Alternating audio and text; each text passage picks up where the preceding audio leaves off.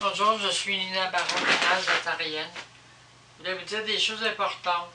Vous savez, il y a des lois cosmiques qui existent sur ce qui est masculin et féminin. Dans les lois humaines, il existe des lois aussi sur ce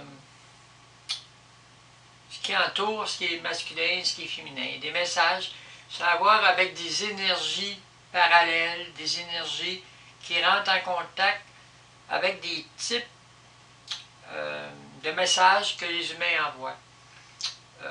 Concernant, par exemple, la longueur des cheveux, concernant le type de couleur que vous portez, concernant le type de vêtements que vous portez, de sous-vêtements que vous portez.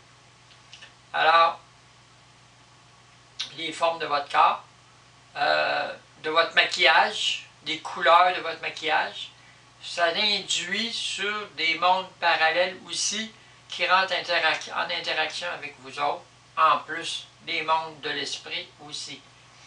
Alors, par exemple, un homme qui se fait pousser les cheveux longs, il va lui arriver des trucs qui touchent la femme, puis ça va toucher l'homme. Ça peut toucher sa masculinité, ça peut toucher sa puissance sexuelle de façon temporaire ou permanente. Ça peut faire des réductions testiculaires, ça peut réduire la grandeur de son pénis, ça peut faire qu'il va être impuissant le reste de ses jours parce que il s'est fait pousser des cheveux longs. C'est pas toujours le cas, mais ça peut arriver souvent. Puis il y a d'autres facteurs qui rentrent en ligne de compte. Comme une femme qui, elle, se coupe les cheveux. Donc la femme qui se coupe les cheveux, elle implique qu'elle rentre dans la dimension de l'homme, donc il va lui arriver des choses aussi du côté masculin. Donc, c'est pour ça qu'on dit les hommes ont les cheveux courts, les femmes ont les cheveux longs. Puis aussi, quand vous coupez vos cheveux, vous détruisez une partie de votre passé dans votre personnalité.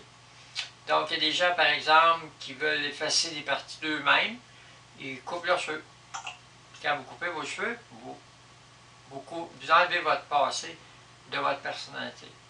Vous effacez des choses de votre passé. Jusqu'à un certain point, évidemment. Mais il y a ça.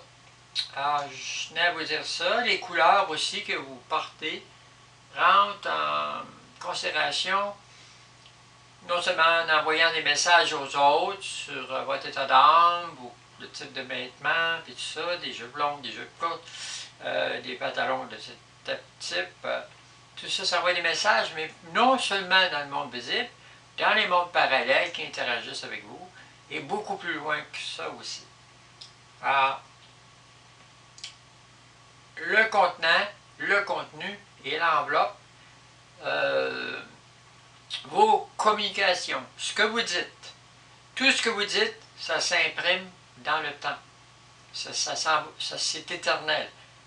Vous autres pensez que c'est fini, c'est passé, vous l'avez dit, c'est fini. Non, non, ça continue à exister.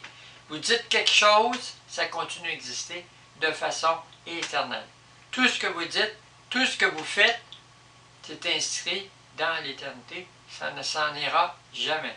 Même si il n'y a plus d'éternité, c'est inscrit dans l'éternité, puis l'éternité se contracte sur elle-même pour rentrer dans le Créateur, devenir le vide, puis moins que le vide, que le Créateur, lui, retourne à son point original, mais ça reste inscrit.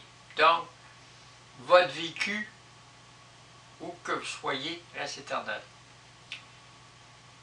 Puis là, vous pouvez aller par des principes, des protocoles spécifiques, aller dans l'éternité, vous retrouver où vous étiez il y a fort longtemps, ainsi que vous pouvez en voyager dans le temps, dans l'éternité aussi.